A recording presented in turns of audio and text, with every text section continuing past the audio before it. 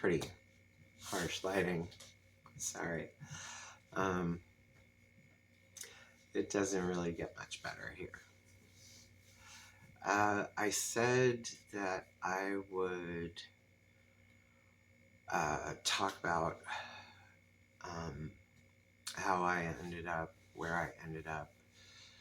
And where I ended up, I don't mean that just figuratively, like what I said before about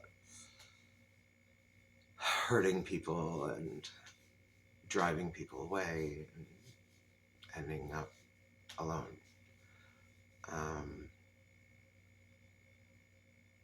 Figuratively, I suppose alone is a place. It's a state of being, anyway. But where I ended up physically, too. So, up until last October, I lived in Missouri. I was living in this small town immediately south of the city, and while St. Louis is a blue dot in a sea of red, take 2 steps out of St. Louis and there is no residual blue. There really isn't. So I was living with, I guess, my partner at the time.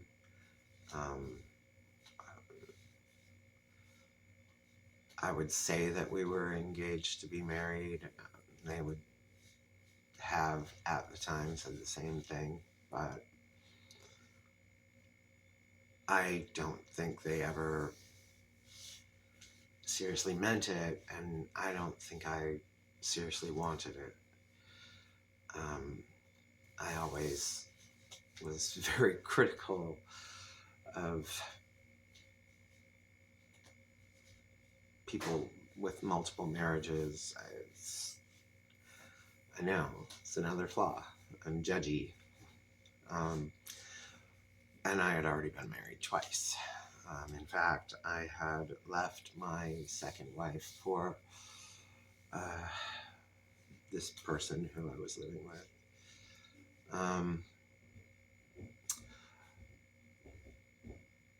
I thought that if the people in town could just know me, if they could just get to know me and see that I was a person, then it would change things. And while it did with some people, it really didn't with many. And I started receiving threats, being mistreated at work, not by the people I worked for and worked with, but by the clientele.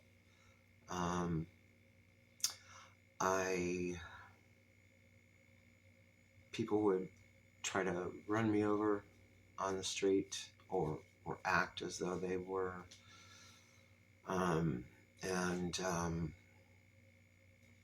When I describe my life like a Venn diagram. So I pass with about 40% of people. I don't pass with about 40% of people. And that 20% in the middle, that's just people who aren't as big of assholes as they used to be.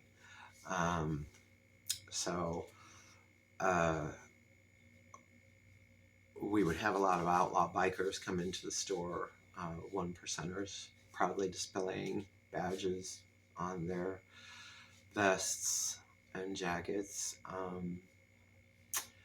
And they would call me honey and baby and sweetie and darling and gorgeous, and it felt good for a while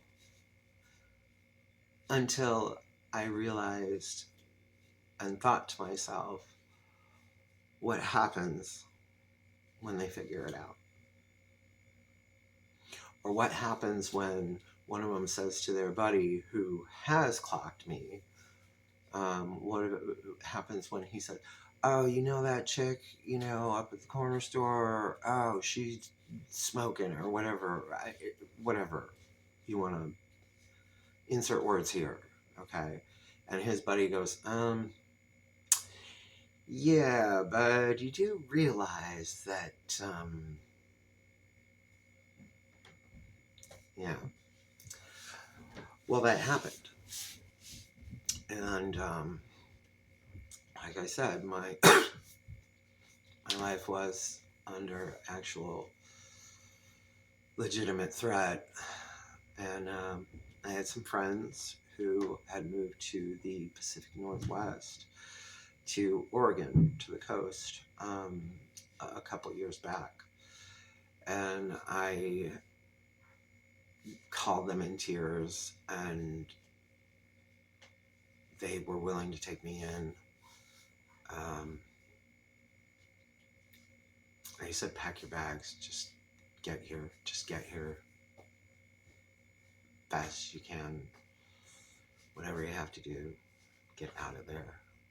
And so in early October, I came to Lincoln City, Oregon, which I hadn't done much research on.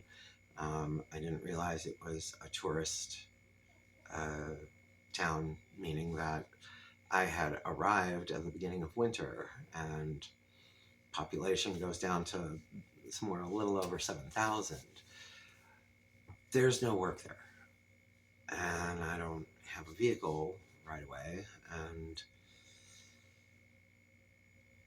so I'm staying with them, and I'm doing worse every day.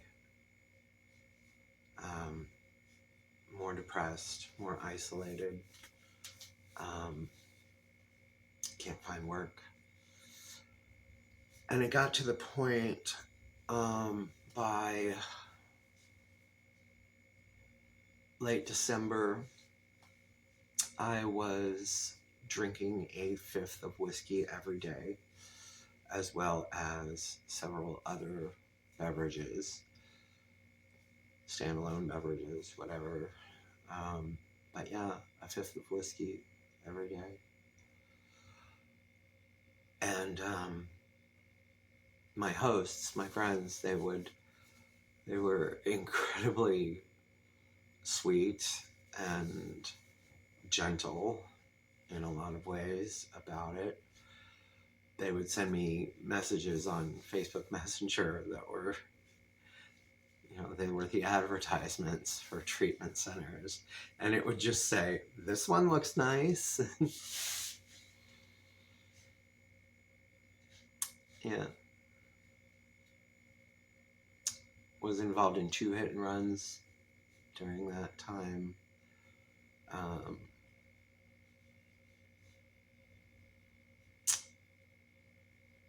Assaulted a couple of times.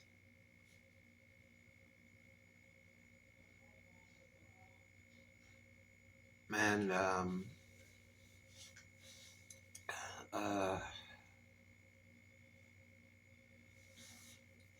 it was around the beginning of January that I told my hosts that one morning, when I just couldn't stand it anymore, that I needed help. And I needed their help getting help. And luckily, one of them was an Air Force veteran. I'm a veteran myself, and I authorized them to speak on my behalf when it came to, trying to get in somewhere and get the VA's approval for it. So it was like pulling teeth, though. And during that time, although I cut back, I was still drinking every day. And it wasn't until the 1st of February that I got, I was the treatment center that I got into, uh, they sent a driver a little over 100 miles, I think. I think it was a little over 100. I don't even remember the distance between the two, but they took me in. It was the 1st of February, and I spent 5 days in detox. I don't count myself as sober until my sobriety date is the 5th of February. And that was, I believe that same evening was when they hosted a 12-step meeting at the treatment center that was run by the Alki Angels.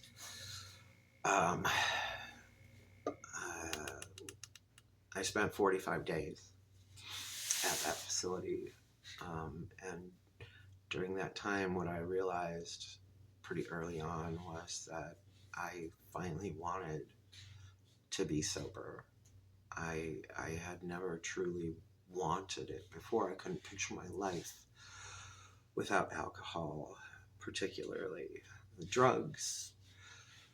That's easy. I certainly abused them, but I was never addicted to any of them. But if I was drinking and you pulled something out and said, hey, I've got this, there's also this, and I'd be like, fine, let's do that. Let's do that too. I had one rule, was that I would never do a drug that could potentially kill me the first time I ever did it.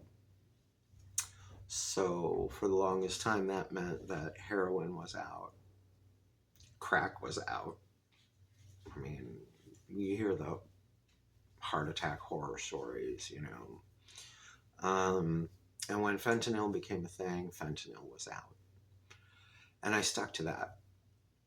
But I've done pretty much every other substance you could possibly imagine or list. But never developed a habit or addiction for any of them.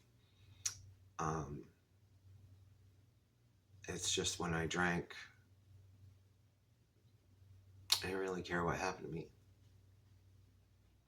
I don't know that it was any sort of feeling of invincibility, or if it was some sort of death wish, or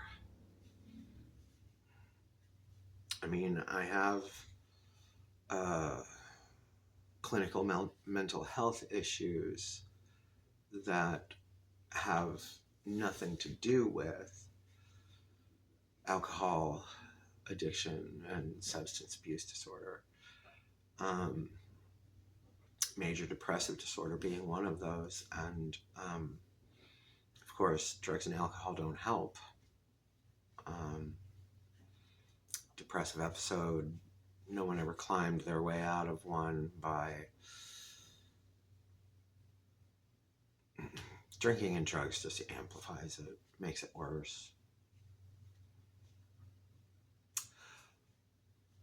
So I graduated from my inpatient treatment. I was fortunate enough that the VA approved me to enter that very same company's sober living program in Milwaukee, Oregon, which is very close to Portland. They were able to provide housing.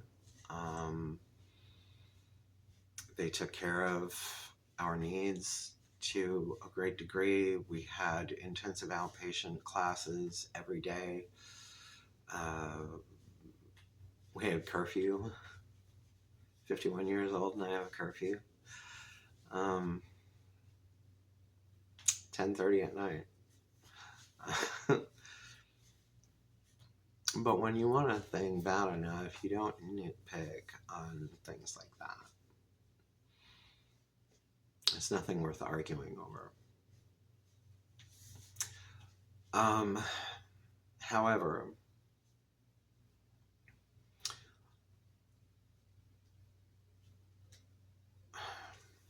it was May 28th in class when the administrators and other personnel filed into our classroom and announced that the program was being dissolved.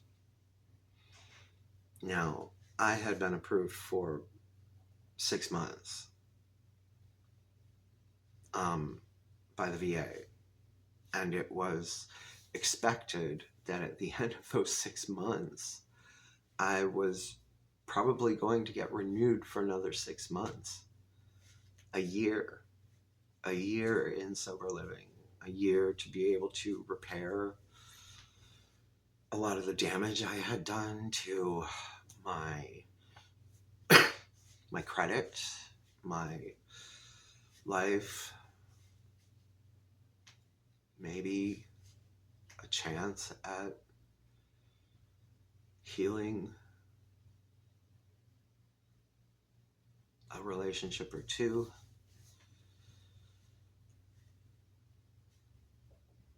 I don't know that that's possible anymore. I think I burned every bridge.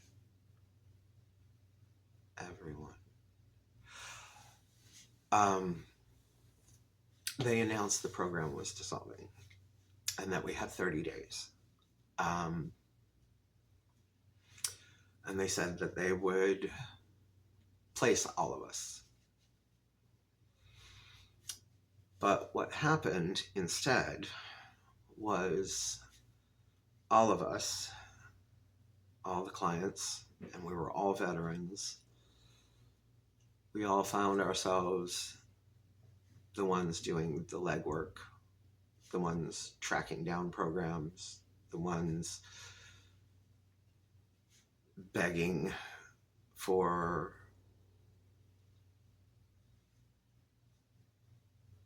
review and approval from whomever would be willing to accept us and take us in. And I was unable to find another sober living program. The VA still helped me find something. But I ended up homeless. I'm at a homeless shelter.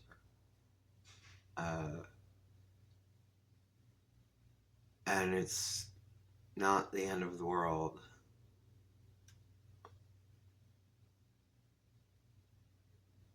But I just thought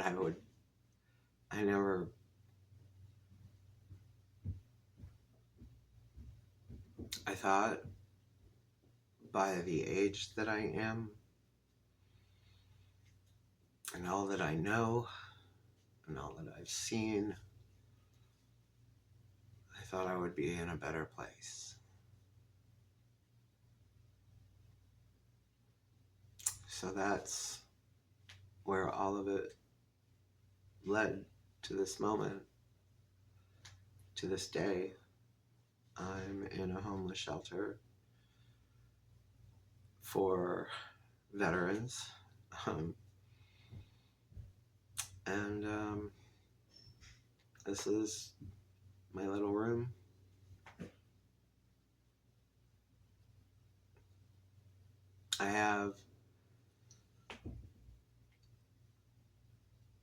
I don't have any complex or ambitious dreams anymore. All I want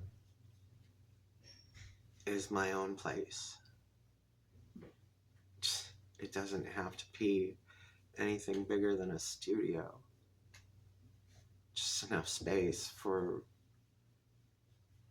me to share with a little kitty. And that's what I want. I don't know how to make friends anymore. I don't have any. I wouldn't trust me as far as I could kick me based upon my track record. I mean,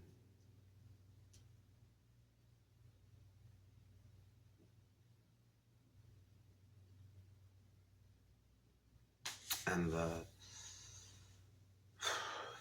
I think the love addiction thing is probably the part that really digs at me the most. Because my loneliness is,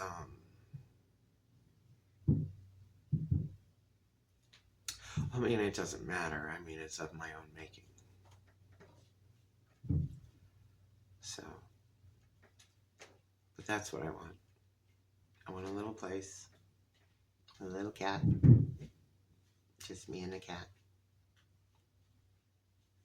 against the world. Hopefully not.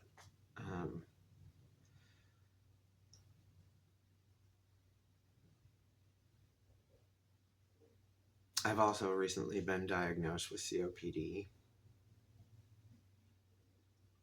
which, if that couldn't get me to go back to booze, and you know, I have this way of doing things that is the opposite of what's good for me. So,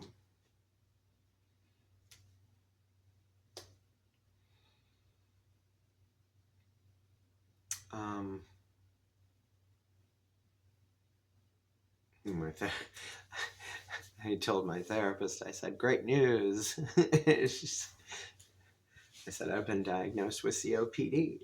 So now I am the heroin wasting away from consumption. And she says, oh God, Gwen.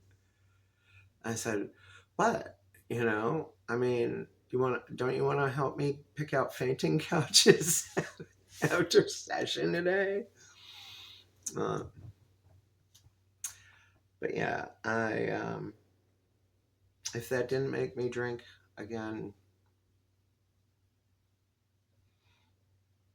I know that I have more than a fighting chance of staying sober. And I don't even know exactly how bad it is yet, so I'm not telling you this is an absolute death sentence, but it's just one more thing. And when I was surprise diagnosed with it, which it was, I went into the emergency room for something that I had terrible bronchitis, and that bronchitis had evolved out of something else, and it got to the point where I couldn't breathe. So the one of the overnight techs took me to the emergency room about 2 months ago, like 3 a.m, and I was like at about the 4th hour of being there. They came. I had 2 doctors working on me, and that is never a good sign. But the original physician, they were ready to let me go at about the 4th hour, and she comes in and she says, "Well, so your meds are ready for pickup. They're at the pharmacy across the hall. You know, you just stop there on your way out." And she goes, "So what happened was you have bacterial bronchitis. It's really bad. It's so bad that it lit up the imaging like we could see it from space." Okay. And that was X-ray and what was it, CAT scans? I think they did a couple different kinds of imaging. She goes, but anyway, So you have terrible bronchitis and it's exacerbating your COPD. And I said, I'm sorry, what? And she goes, yeah, it's exacerbating your COPD. And I said, I don't have COPD. And she goes, well, yeah, you do. I mean, we ran all these tests. Has no one ever diagnosed you with COPD? And I said, no. And I start tearing up because a friend of mine, uh, who I'm estranged from, uh, her mother died of COPD. She died suffocating, um, unable to. So you can breathe, like your lungs are pumping, but they're not taking anything from the air. They're not absorbing any oxygen. They're not getting anything to your blood, and you you suffocate. And so I start crying. And she's like, well, and she says a whole bunch of other stuff, hopeful things. But that's right. And that's not what my brain is processing. All I heard was COPD. And consequently, what I hear, what I think is death sentence. Um,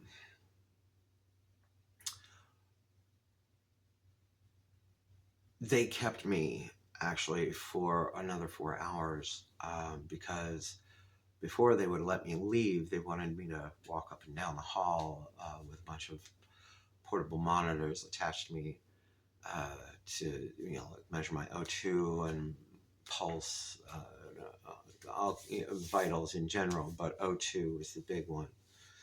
And it was really bad. It was really bad. My O2 actually dropped down to 80% at one time. Um, they at one point gave me an ultimatum saying, we've talked to the hospital manager, and they say you need to stay overnight. You're going to need to stay here. And I'm more and more upset by the minute because of the diagnosis. And my mind does not work very rationally in a situation like this. So I say to them, if you insist on keeping me here, it is a guarantee that as soon as your backs are turned, I will run. And when I run, I am going to go to the first bar or the first convenience store that my feet can carry me to, and I am going to relapse. I said, but if you let me leave, if you give me all the meds that you said were ready for me, if you let me leave, if you let me go home to my own bed, I will do all the things. I will take the meds. I will rest. I won't move, but if you say I have to stay, that is a guaranteed rebellion. Now, I could just as easily go home and not stop at a bar or a convenience store or a liquor store or whatever. I could just as easily go home under that circumstance. But my brain doesn't work that way. And thankfully, it also convinced them to let me leave. I have a serious problem with confinement. I have a very serious problem with confinement. I do not deal well with it. So, they preferred that I did not relapse. So they said, we'll let you go. We'll let you get the meds. You go home. But if for a moment this gets any worse than it is, you have to come back. And I promised. I don't know how good my promise might have been, but that was the hairiest of moments with regard to the possibility of relapse because of that bad news. You see, I don't want to drink because I miss drunkenness, because I associate anything pleasurable with it. I mean, look at everything that's gone. Look at where I am. Look at everything that I have. I have one thing. I have Gundbear. That's it. I've got some clothes, you know? It's not, I don't miss partying. It never ended well. It only hurt me. What's a problem for me is those big life things. It's wanting to run away but having nowhere to go. So the most convenient way to run, figuratively speaking, is to get fucking blotto. Just get wasted and forget. The problem is, I also know that that's not what happens. Not exactly. Forget, certainly, the reasons why you're upset. You forget why you did what you did. But the feelings are still there. All the horrible feelings that made you want to escape, they are still there. Only now, you don't know why anymore. And they're 10 times stronger. And now they're interwoven with panic. Because you're disoriented. You don't know why you feel so terrible. Must be a reason. So then you start dreaming reasons up. And that makes it even worse. That's what I did anyway. I say you. I'm talking about me. Maybe you do too. Maybe someone you know does.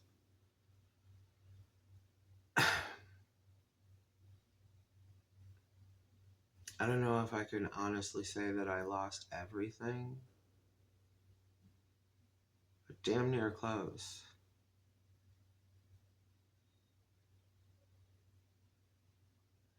And I just ruined so much.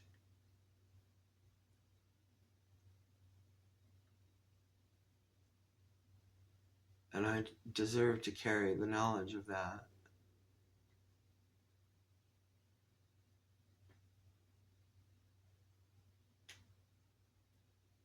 But anyway, it's about time for bad.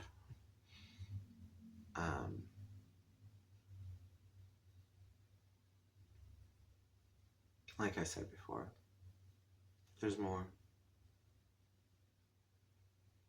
I'll be back.